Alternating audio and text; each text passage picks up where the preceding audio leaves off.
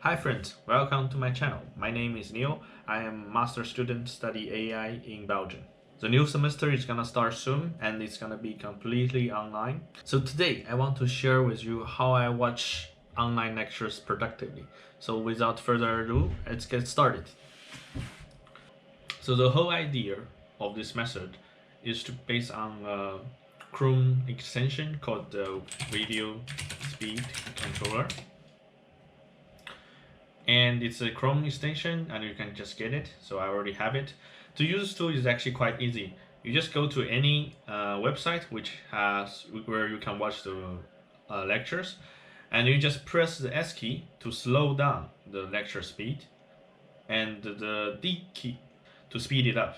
You use the R to reset back to the playback speed to normal.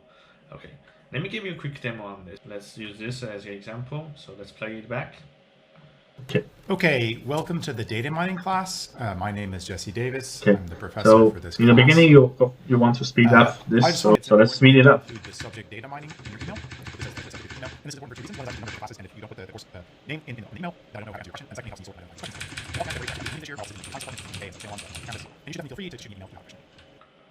Oh, okay, this is important because it is talking about how to do well in this class, so some actual planning that he suggested to do.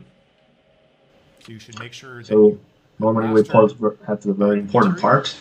And I think you need to complete all the exercise sessions. So what's covered in the exercise sessions is important, and it's important to do the exercise sessions. And that's all aspects of the exercise sessions.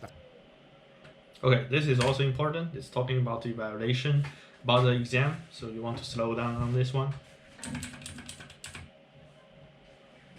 So I'm gonna stop here. So basically the idea is like to turn this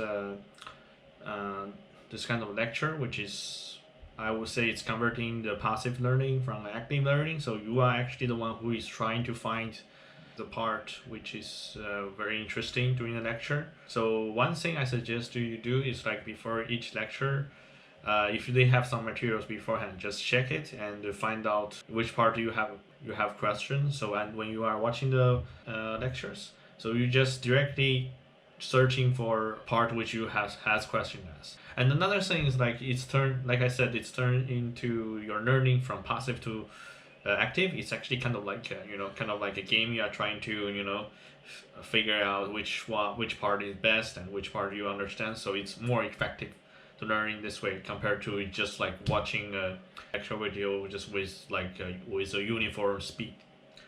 And another thing is that this tool is much better than the tool like the playback speed adjustment on the original tools here. So, but here you can change the playback speed only from 0.5 to 2 times speed. So, and you cannot every time you need to go here and just click it.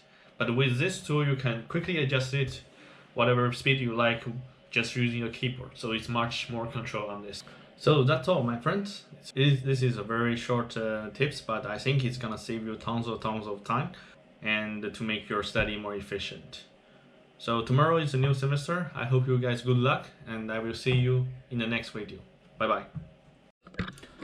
Look guys, it just snowed today and it's still snowing and it looks good. So probably this is a good sign for the new semester. And yeah, good luck. The next day. Why it's not working for the live stream lecture? I need to write a improvement email about this.